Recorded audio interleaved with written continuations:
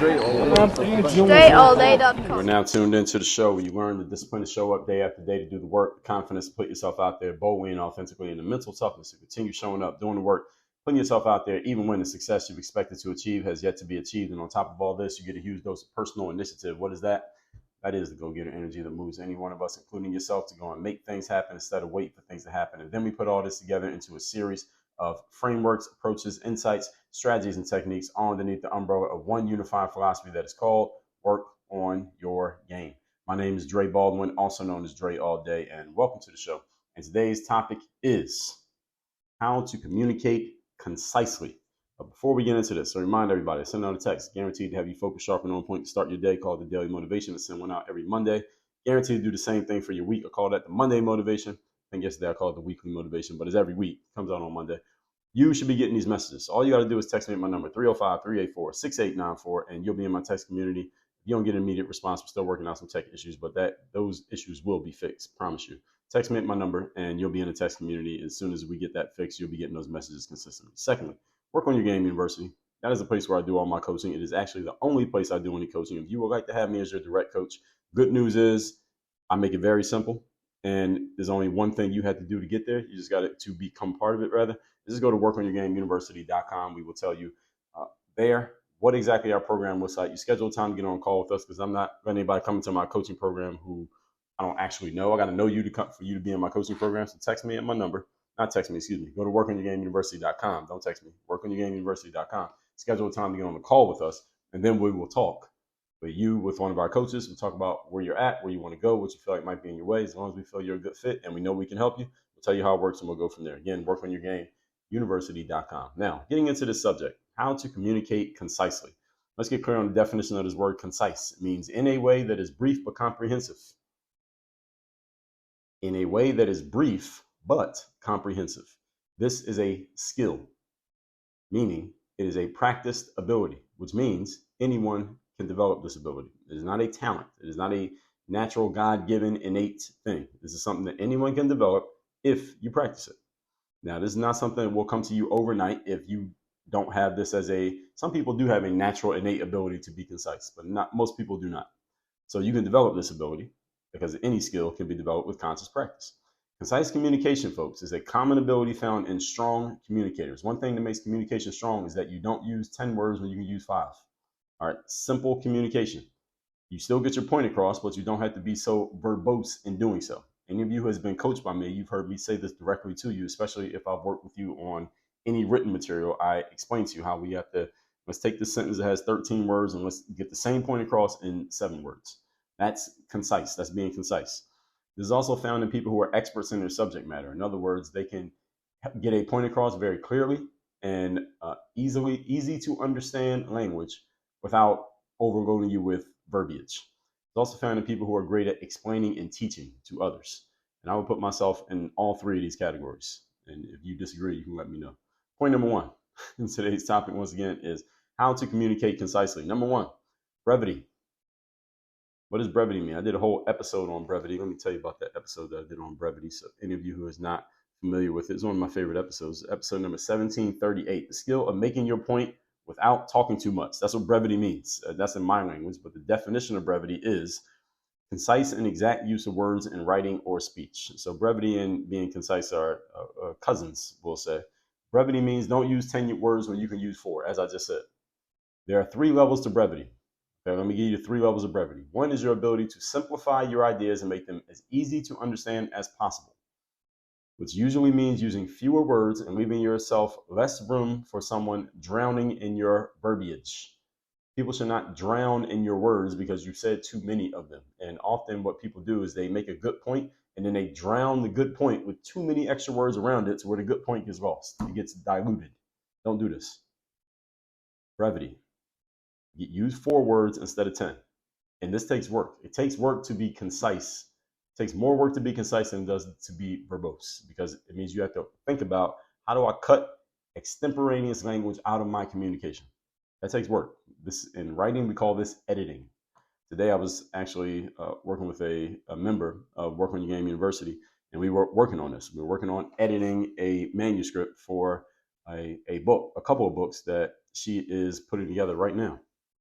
And I said to her more than once while we were working on this, hey, we got to be concise here. Let's take this 15-word sentence and let's say the same thing in 7 words. Make it half short and twice strong. All right, shout out to the genius. That's a rapper, by the way, by the name of the Jizza from Wu-Tang Clan. Most of you don't know what I'm talking about. But anyway, that's what I thought of when I said that line, because he's the first person I heard say it. So one level of brevity is simplifying your ideas to make them easy to understand. Again, fewer words, less room for someone to drown. You ever been in a conversation with someone who had a point to make, but again, they said so many extra things that you forgot the point? You ever been in a conversation with someone and they said something and you wanted to respond to that thing, but they weren't done talking. So then they kept talking. And by the time they finished speaking, you forgot the thing that you wanted to respond to. Any of you been in that conversation? Men who are listening to this, you ever been in a conversation with a woman? I'm sure this has happened. All right, I'm kind of joking, but I'm not. And ladies, you know that you're guilty of this. So this is when people drown in your words. Too many words, people will drown. Okay. And it's not about people having short attention spans. It's just that if you want people to remember things, understand something, just simple logic. The more you give them, the less chance they're going to remember it. If you want someone to remember something, make it as simple and short as possible so that there's less chance that they forget what you said. Simple as that. Everybody got it? Okay, think about Johnny Cochran's famous line in the O.J. Simpson trial. All right, everybody knows what it is, right? Let's all say it together.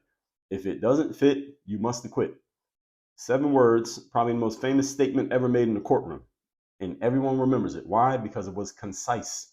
There was brevity in his statement. That's why it's so memorable. If he had said 72 words, you wouldn't remember it. You might say it was great, but you couldn't remember what he said. We know exactly what he said because it was so concise. It was the brevity of the statement. Notice that, but also notice that he made his exact point. He summed up the entire O.J. Simpson trial with that one sentence. Can we agree? Okay, so the second level there was, so the first level, I said there's 3 levels to this, but I think I only told you one. So let me make sure I'm going to my notes here to make sure I didn't miss something. So the first level of brevity, I'm going back to where I was. So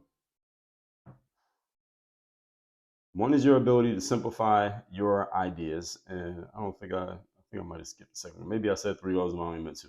But anyway, let me give you the other level here of brevity, like with Mr. Cochran in the O.J. Simpson trial. The third level, or this would be the second level, because I don't think I gave you a second level, is when you understand something at an expert level, the service that you do for the public is simplifying the concept. That's what I'm doing here with this show. I understand things at an expert level. That's what I talk about each day on the show, whatever it is I decide to talk about. And I condense the topic down, because every topic I talk about, there are books written on these subjects. And you should read the books. But what I do here is I simplify the subject to where I can explain it to you in 20 to 30 minutes. If you need an hour to explain something, maybe you need to make it more simple for you so that you can do the same for others. This is actually an exercise that I follow when I'm on X, the app formerly known as Twitter. I try to fit all of my responses to people, or even the things that I say, into one post, except when I'm making a thread on purpose where I'll use multiple posts. But if let's say somebody says something, I'm responding to what they say, and maybe I have a lot of thoughts to give, I try to fit all of my response to them within 280 characters, which is a skill, because oftentimes I got to cut down the things that I wanted to say just to make it as concise as possible. And I got to take out the extra, whatever the extra words may be. So make it simple so you can make it simple for everybody else. Again, on a tactical level, this is called pruning your communication. So pruning just means you're cutting off the extras. So any of you who's ever done the yard work, when you're pruning your bushes and your trees, what you do is, or trimming the hedges, what you're doing is you're trimming hedges, you're cutting the extras off of it so that it's nice and neat and you're getting the extra leaves out of there so it doesn't, so the tree or the bush doesn't start growing all wildly and out of control. In writing, your editing process usually means what? Cutting down on the words, not adding to them. Usually when you're editing, you're cutting things away. And if you do any video editing, what are you doing? You're getting rid of extra stuff so that you only got what's left. You might record for 2 hours to make a 20-minute video, right? That's the whole purpose of editing. You're cutting down. This is deleting stuff, leaving on the cutting room floor. Again, usually not addition when you're editing. If you want to be a concise communicator, get good at editing your communication. In other words, saying more with less. Number 2, today's topic, once again, is how to be concise in your communication. Number 2, clarity of point. Your points need to be clear. Remember what concise means. It means brief but comprehensive. You need to be clear on the point you're attempting to make so you can be brief while at the same time making your point. So being brief doesn't mean that your point gets missed. Being brief means your point is made clearly and you don't need too many words. This is a skill. And again, as I said, when I'm on an X app, you get 280 characters. So when I'm responding to somebody else's comment or their assertion, especially when I'm disagreeing with somebody, I always challenge myself to fit my response within that 280, even though I technically could go over because I have the blue check where you can write. I can write as long as I want if I wanted to, but I try to make it fit in the 280 because I know a lot of people are not going to read if I go over. So I could write an entire article telling them why I think they're wrong, but instead I try to tell them why they're wrong in 280 characters or less. Again, that's why that forces me to make my point as clearly as possible with as few words as possible, literally as few words as possible, because I'm on a limit. So it's a practice ground for conciseness. When I make my point clearly, I usually get a very strong response from people, whether that response is people disagreeing with my disagreement or agreeing with my disagreement. Either way is fine because the point is I just want to know that my point was so clear that everybody got it. That's the point. If my point is not clear and people can't quite understand what I'm saying, then usually I don't get much of a response if people don't understand me. But when they understand me, I get very strong responses. Again, positive or negative, doesn't matter to me. I can deal with the backlash because otherwise, if they don't understand me, there's no reason for them to respond because they don't know what they're responding to. Okay. So you got to be clear as possible. You should get clear responses from people because they get what you're saying. Now, if they don't get what you're saying, again, there's nothing for them to push back on. Point number 3. Today's topic, once again, is how to communicate concisely. So that second point, again, was making sure your point is clear. When things are clear, you don't have to say too much. Number 3, leave your emotion at the door. Now, this is an important part because there is a place for emotion. When you're trying to influence and persuade people, there is a place for emotion, but not all the time because emotions can cloud judgment. They often cloud judgment. So use it when that's what you want to do. If you want to cloud people's judgment or make them not think so logically or rationally, then go ahead and use emotion because it will bypass their logic. If you want people thinking clearly, then leave emotion out of it. And it depends on your style of communication. I happen to be a very logical communicator. I tend to not try to use emotional persuasion when especially if I'm disagreeing with someone. I try not to use emotional things. I notice when people do that they're often using these fallacies. There is literally a logical fallacy called the appeal to emotion. So the appeal to emotion fallacy is when you try to use emotion to overcome somebody's logic. And again, this works in sales, but in conversation, someone who understands fallacies and they understand logical thinking will easily point these out and basically dance circles around you. So let me give you an example of an appeal to emotion fallacy. Actually, there's a couple fallacies wrapped in one here. So let's say I said something like, I like eating hamburgers. And somebody pushed back against me because they're a strict vegan and they say, so you're saying that you want to kill every animal on the planet and you want us to have no destroyed ozone layer? Is that what you're saying? See, that's an appeal to emotion fallacy because I just said I like to eat hamburgers. And if you have a problem with hamburgers, then say what your problem is. But they, first of all, posed a different question, a straw man of something that I didn't say. And they're asking me to respond to something that I didn't say, which is a fallacy in itself. And secondly, they're appealing to the emotion. Oh, you're just trying to kill all animals. That's an appeal to emotion because killing animals is an appeal to emotion. I didn't say that. I just said I like to eat hamburgers. That's an example. And people do this. Actually, there are people who are very skilled at doing this. You see them on social media all the time. And I enjoy pointing out the fallacies in their arguments. I do this all the time. So and I don't know if any of you is ready for the Twitter battlefield. It's not a place for the faint of heart. But anyway, that's an example. You want to leave emotion at the door if you're trying to make a logical point. There is a place for emotion, but it's not everywhere. You want people thinking clearly, leave emotion out. And again, this is of special importance when you are disagreeing with a person or pushing back against something someone said, or you're trying to help someone understand something that they may not understand. You want to make it logically make sense for them. That's the way that I look at it. Now, some people do this the exact opposite way, but you listen to my show, so I'm going to tell you the way that I like to do it. I like to make people understand things logically. And if you want to add emotion to it, that's fine, but your points need to be logically sound because it's just the way that I think. Human beings make decisions based on emotions, but we justify those decisions with logic. In other words, our short-term decision making can be based on emotions, but our long-term thinking is based on logic. How many of you have ever made a bad short-term decision based on logic? Every hand should be up because we've all done it.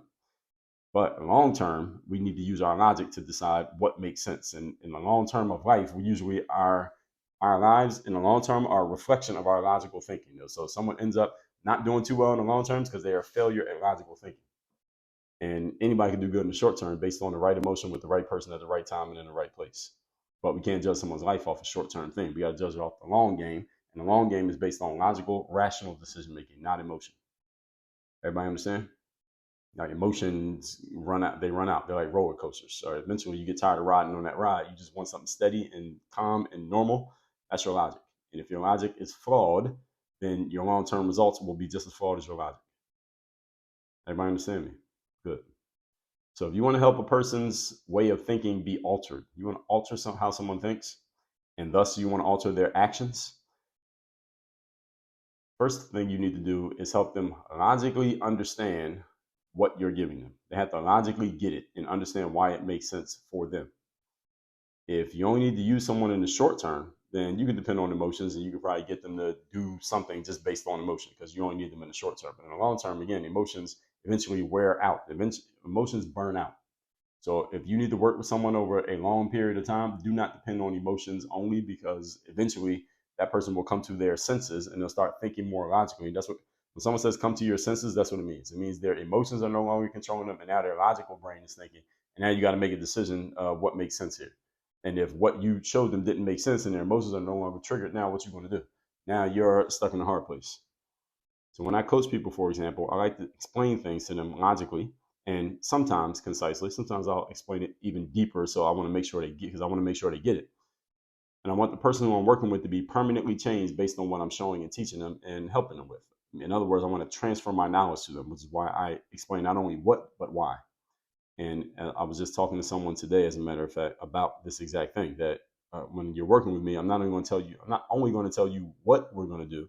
I'm going to explain to you why we're doing it so that this knowledge is no longer just my knowledge. It becomes your knowledge. So now you are that much stronger and better after working with me or because you work with me. I won't even say after because we can continue working because there's more things that we can build on what I already taught you. So I'm not expecting this to end, but you will be stronger from working with me than it's not like you're going to be strong while I'm around. Then when I'm gone, you go back to being who you were before.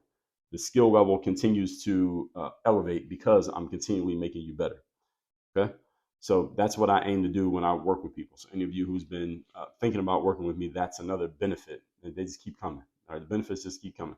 So if I only use emotion, I might be able to alter someone's behavior in the short term. And most of us can have our behavior altered in the short term by emotional triggering. But it doesn't really help to change a person and it doesn't really help that person in the long term if that's all you're doing. So with that said, let's recap today's class, which says how to communicate concisely, defined as in a way that is brief but comprehensive. And again, this is a skill, which means it is a learned and practiced ability. Anyone can get better at this. Number one, brevity. Do not use 10 words when you can use 4. Again, there are a couple levels to this. One is your ability to simplify your ideas, make them as easy to understand as possible. And another level is, so the word 3 that I gave you here. Another level is keep your communication as short and necessary, such that it is easy to be retained. In other words, you want someone to remember something, don't give them too much information that information piece number 3 drowns out information piece number 2. And the third level of brevity is when you understand something at an expert level, the service you do for the public is in simplifying the concept. This is what journalists were supposed to do originally. They were supposed to go find out what actually happened. A reporter tells you what happened. Journalist digs deeper into why it happened, and then they explain it to us objectively why it happened. But journalism doesn't do that anymore. Now there's a lean to everything instead of just telling you things straight up and down. So now we are responsible for getting our own information, and we have to go and figure things out on our own. And many people don't want to do that. And this is how we got in the concept of fake news because nobody's telling us the objective truth anymore, except people like me. Number 2, clarity of point. Remember what concise means. It means brief but comprehensive. If your point is clear enough, you don't need to use too many words. You can explain it very briefly with brevity and people will get it immediately and they'll be able to retain it. Again, remember Johnny Cochran at the OJ trial. Number 3, leave emotion at the door. There is a place for emotion is when you're trying to influence and persuade people. But if you want to influence and persuade people for the long term, you can't just go off emotion.